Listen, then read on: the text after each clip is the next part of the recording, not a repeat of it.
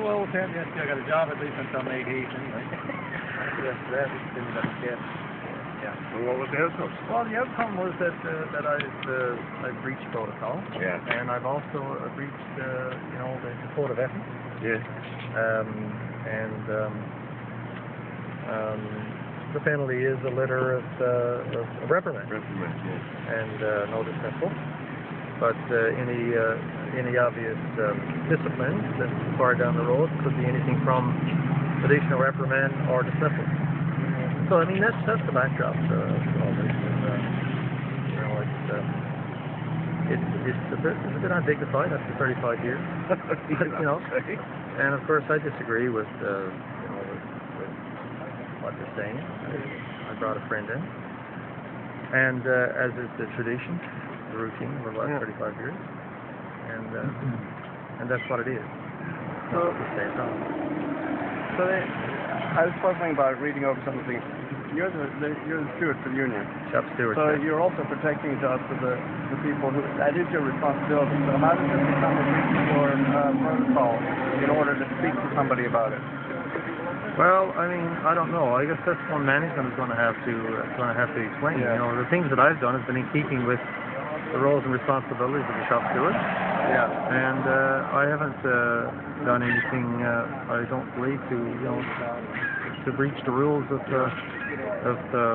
what's expected of me. That's for sure. Yeah.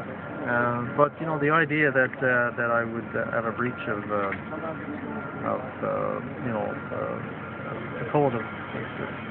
code and ethics of the public service, it's really pretty far-reaching.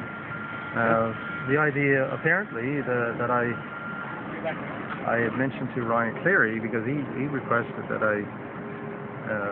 he get a tour, and I said no. The protocol is that you have to put in your request. And of course, when Randy Evans, when I invited him in, he didn't request. They see that as preferential treatment, and a perception of conflict that because he was a politician of one stripe that he got preferential treatment. So it's a bit of a stretch. I'm sorry, Ryan. Sorry, Ryan. It's only preferential treatment as far as you're concerned if you decline to show somebody else. Yeah, go figure.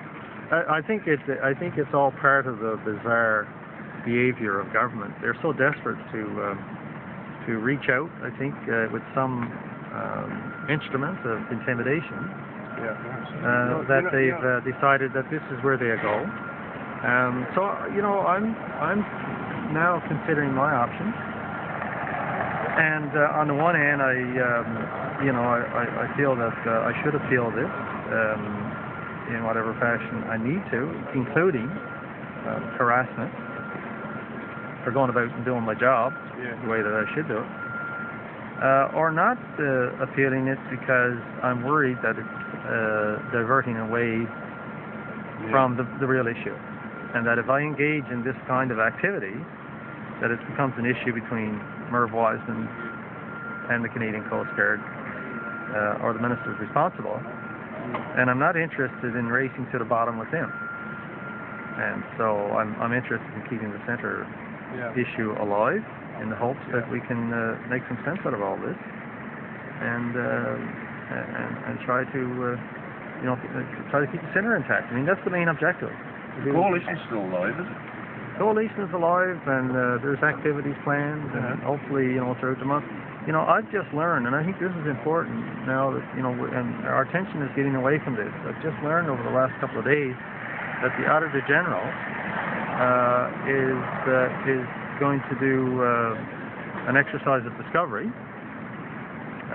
over the next couple of months at the JRCC Halifax and JRCC Trenton and Victoria to audit search and rescue in Canada, and he'll be delivering his report to National Defence next spring, and we should be focusing on that. That's an out for government to say, look, in the face of an audit and all the things that they're looking at operationally and financially, that we should be We should be focusing on that. So that's where I want to go. I want to get away from this personal thing. I don't want any focus there. So that will have some impact on how I proceed from there on this. Do you feel that this whole tribunal is linked directly to how outspoken you are about keeping the resource center open? No question. Absolutely, totally. I know that it is.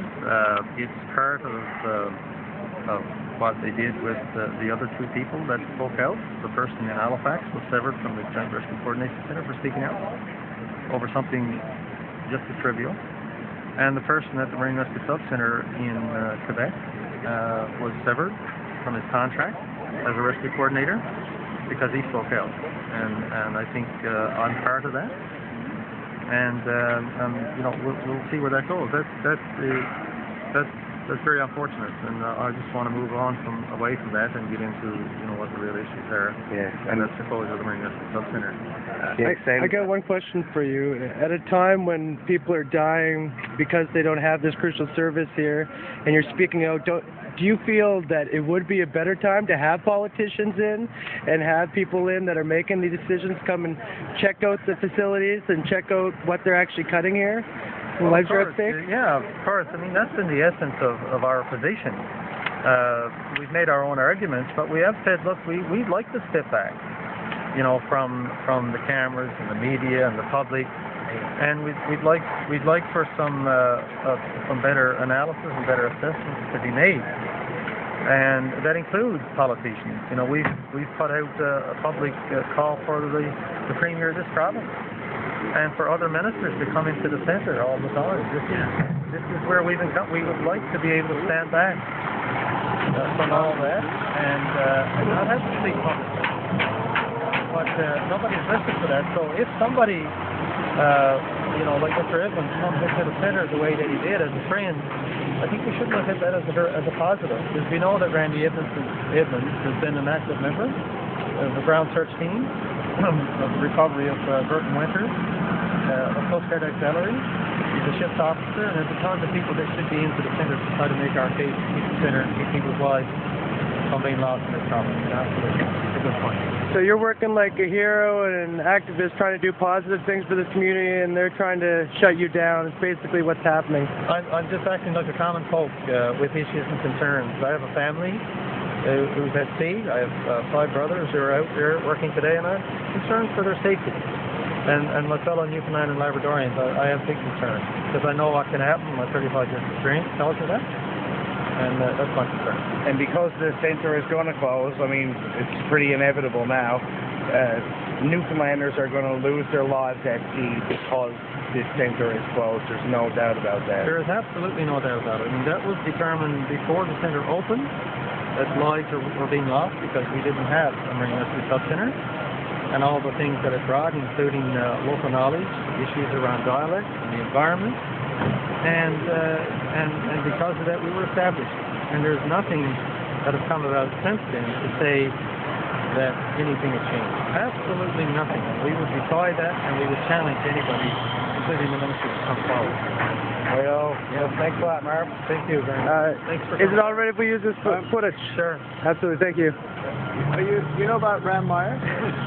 Pardon? You know about Ram Myers and DFO? There's the same person. You're saying you don't want to make it personal, but actually the underlying structure that allows this kind of control in many departments is the same as what's happening to you and what happened to Ram. Well, yeah, for sure. And these are some of the things I'm going to be looking at in the next few days. Yeah. If it can further the issue of the cause of getting our centre, then I'm all for it. If it's not, then I have to think about it. Okay. Thanks a lot. Respect, my friend.